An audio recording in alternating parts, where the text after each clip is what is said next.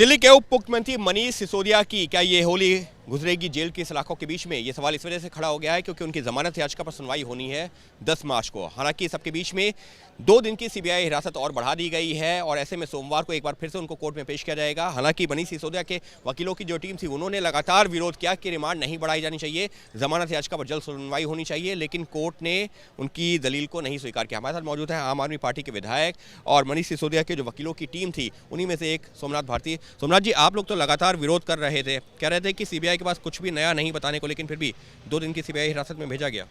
आप देखिए, पहली बार 5 दिन की रिमांड मांगी, 5 दिन का मिला। इस पर 3 दिन की मांगी और 2 दिन का मिला।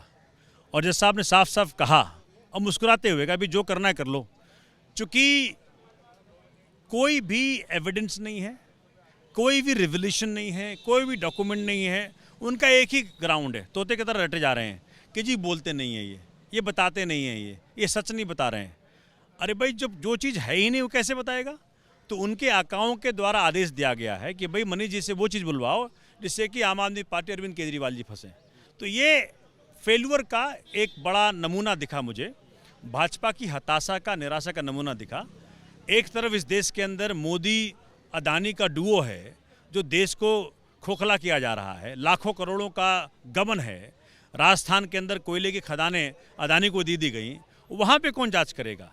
माननीय उच्चतम न्यायालय सुप्रीम कोर्ट ने भी एक कमेटी का गठन कर दिया। तो ये सब आज जनता देख रही है कि भाई कहाँ क्या है। यहाँ जहाँ कुछ नहीं है वहाँ जेल, और जहाँ सब कुछ है उसको आप देश बेचे जा रहे हो। लेकिन आप कह रहे हैं कुछ नहीं है, अदालत के सामने सारे तथ्य रखे गए हैं। सीबीआई ने अपनी तरफ से बताने की कोशिश की है कि अभी 2 गवाहों से इनको कन्फ्रंट करवाना है, कुछ डॉक्यूमेंट्स मिसिंग है, जांच में सहयोग नहीं कर रहे हैं और कोर्ट ने उनकी दलील मानी है फिलहाल शुरुआती तौर पर। तो देखिए, मैंने कहा ना कि 3 दिन का मांगा, 2 दिन मिला, तो कुछ तो केस कमज़ोर नज़र आया जज साहब को। तो मुझे लग रहा है कि आज ये बात सब जगह जाहिर हो गई कि केस में कोई दम नहीं है, लेकिन चूँकि प्रोसीजरल चीज़ें हैं तो होती रहती हैं। तो मुझे लग रहा है कि आने वाले समय जो अब अगली हियरिंग होगी उसमें मनीष जी घर आ जाएंगे। कैसे अभी मुमकिन है? क्योंकि 2 दिनों बाद पेश करना है, तो अगर जो है नहीं भी होता है तब भी उनको न्यायिक हिरासत में भेजा जाएगा, मतलब जेल भेजा जाएगा।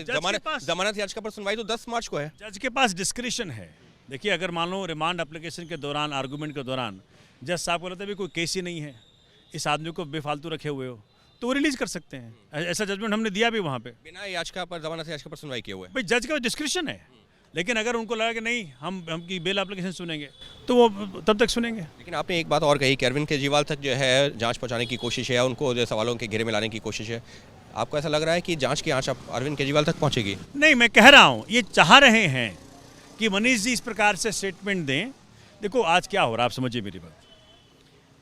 4 बार ईडी में बुलाया राहुल गांधी जी को और उनको छोड़ दिया, इसका मतलब डील हो गई।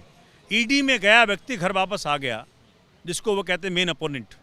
ये तो बहुत बड़ी अपने आप में विसंगति है। और मनीष सिसोदिया जी को अरेस्ट कर लिया आपने।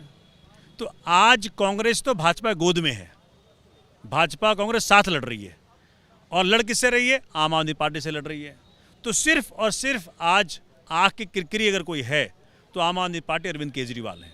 आपने देखा नॉर्थ ईस्ट का चुनाव हुआ, हम तो चुनाव नहीं लड़े वहाँ पे, लेकिन माननीय मोदी जी ने अपने वक्तव्य में क्या कहा? कट्टर ईमानदार से सावधान रहना।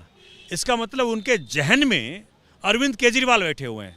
तो ये बहुत ही अपने आप में एक बहुत अजूबा है कि इतने बड़े पद पे बैठे व्यक्ति इस प्रकार से एक छोटी सी पार्टी से डरते हैं। ये तो अपने आप में अजूबा है। मैं तो माननीय मोदी जी को ये कहूँगा कि आज मनीष जी को बाहर निकालिए, राज्यों में ले जाइए, बोलिए कि शिक्षा मंत्री सबको समझाओ कि किस प्रकार सरकारी स्कूल ठीक। बीजेपी की तरफ से कहा जा रहा है कि शिक्षा मंत्री का ये मामला नहीं, ये शराब मंत्री का है, और जेल जाने वाले शिक्षा मंत्री के तौर पर नहीं, शराब मंत्री के तौर पर। कह रहा हूँ समय आएगा जब मालूम पड़ेगा भी क्या हुआ।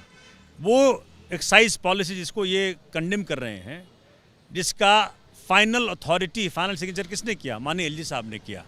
कई बदलाव किसने किया? माननीय एलजी साहब ने किया। चूँकि दिल्ली का एलजी नॉर्मल गवर्नर की तरह काम नहीं करता, ये बहुत एक्टिव यहाँ पे रोल करते हैं, नंबर 1। नंबर 2, यही एक्साइज पॉलिसी यूपी वाले लागू कर रहे हैं, हरियाणा वाले लागू कर रहे हैं। आज दिल्ली का सारा राजस्व कहाँ डाइवर्ट हो रहा है? यूपी डाइवर्ट हो रहा है, हरियाणा डाइवर्ट हो रहा है। तो मैं देख रहा हूँ कि कम से कम 6000 करोड़ का नुकसान दिल्ली को हो रहा है। ये चाहते हैं कि दिल्ली सरकार के पास फंड ना हो, दिल्ली सरकार शिक्षा पे काम न कर पाए, स्वास्थ्य पे काम न कर पाए। ये बहुत ही अपने आप में निंदनीय है।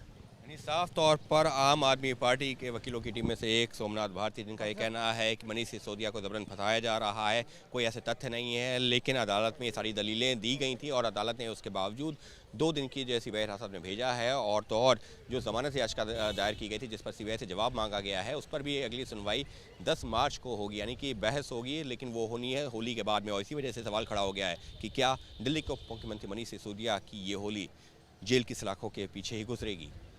सहयोगी कैमरा पर्सन मान के साथ अंकित गुप्ता, एबीपी न्यूज़, दिल्ली।